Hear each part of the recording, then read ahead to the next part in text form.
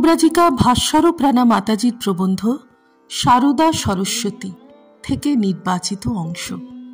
পত্রিকার 31তম বর্ষ, চতুর্থ সংখ্যা।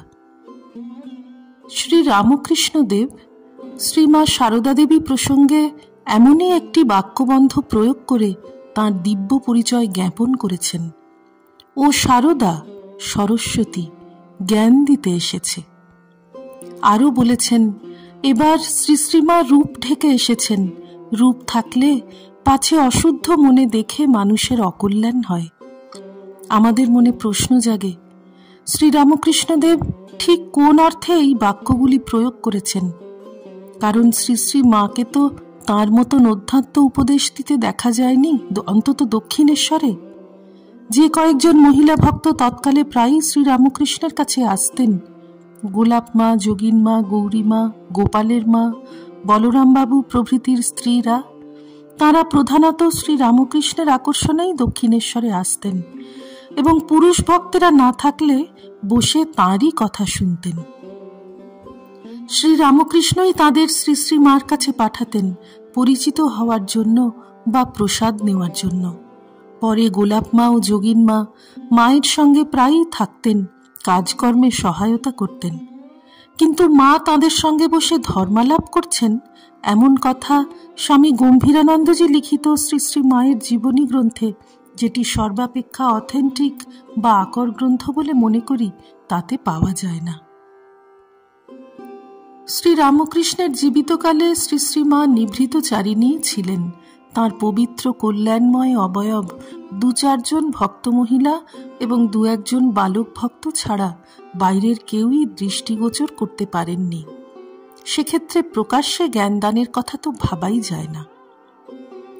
দ্বিতীয়ত, মনে হয় যে সরস্বতী জ্ঞানের বা বিদ্যার দেবী বলে যে ধারণা প্রচলিত আছে, শ্রীরামকৃষ্ণ কি তাকেই মান্যতা দিয়ে ওই কথা বলেছেন? বেদে সরস্বতী নদী মাত্র। অবশ্য ব্রাহ্মণ সাহিত্যে সরস্বতী ও বাক অভিন্না হয়েছেন। তৈত্তিরীয় আরণ্যকে মেধাস্তুতিতে দেবী সরস্বতীর কাছে মেধা প্রার্থনা করা হয়েছে। অতএব তখনই তিনি জ্ঞানের দেবী বলে স্বীকৃত। কেনোপনিষদে ব্রহ্মশক্তি বহু শোভমানা উমা হৈমবতীর কথা আছে, যিনি দেবরাজ ইন্দ্রের কাছে আবির্ভূত হয়ে যক্ষরূপী ব্রহ্মের পরিচয় দিয়ে জানিয়েছিলেন, দেবতাদের অসুর বিজয় ব্রহ্মেরই শক্তিতে, তা দেবতাদের নিজস্ব কৃতিত্ব নয়। এই গুরুরূপী ব্রহ্মশক্তির কাছ থেকেই ইন্দ্রাদি দেবতা জ্ঞান লাভ করলেন। তিনি কিন্তু এখানে ব্রহ্মজ্ঞান দাত্রী সরস্বতী রূপে বর্ণিত হননি। তবে এর পরে আমরা পুরাণের যুগে জ্ঞানের বিদ্যার দেবী রূপে সরস্বতীর কথা পাই। শ্রী শ্রী চণ্ডীতে মহাকালী, মহালক্ষ্মী ও মহাসরস্বতীর বর্ণনা আছে।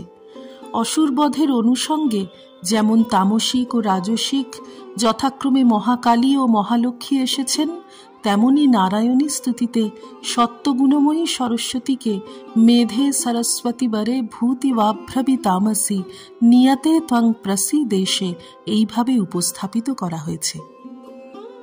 তামসিক, রাজসিক ও সাত্ত্বিক এই 3টি স্তর মানব জীবনে উত্তরণের ক্রম বলেই চিহ্নিত।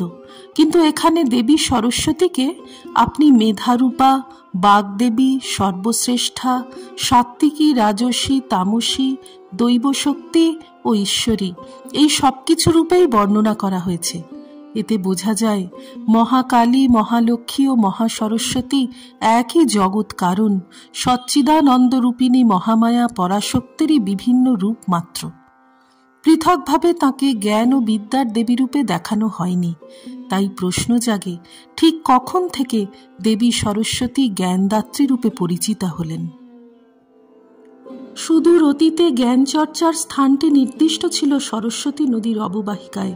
জ্ঞানব্রতী তপস্বীরা তাকে স্তবে বলেছেন নদী তমে, দেবী তমে, অম্বি তমে। অর্থাৎ এখানে নদীর তীরবর্তী স্থানটি জ্ঞান আহরণের অনুষঙ্গে তাদের চিন্তায় স্থান করে নেওয়ার সঙ্গে সঙ্গে সরস্বতী নদীটিও যেন জ্ঞানদাত্রী ও মাতৃরূপে তাঁদের মননে প্রতিভাত হয়েছে। নদী তো আমাদের মাতাই, আমাদের জীবন প্রবাহ তো তারই দাক্ষিণ্যে সচল থাকে। মাতার কাছেই তো আমাদের হাতে খড়ি। আমরা যদি মনে করে নিই শ্রীরামকৃষ্ণদেব এই প্রচলিত দেবী ভাবনাকেই মান্যতা দিয়েছেন, তাহলেও কোনো অসঙ্গতি থাকে না। শ্রীরামকৃষ্ণার্পণমস্তু। নিবোধত আজকের পাঠ আপনার ফোনে রোজ পেতে চাইলে সাবস্ক্রাইব ও বেল আইকন দুটোই ক্লিক করুন। রামকৃষ্ণ ভাবধারা প্রচারের সঙ্গে থাকুন।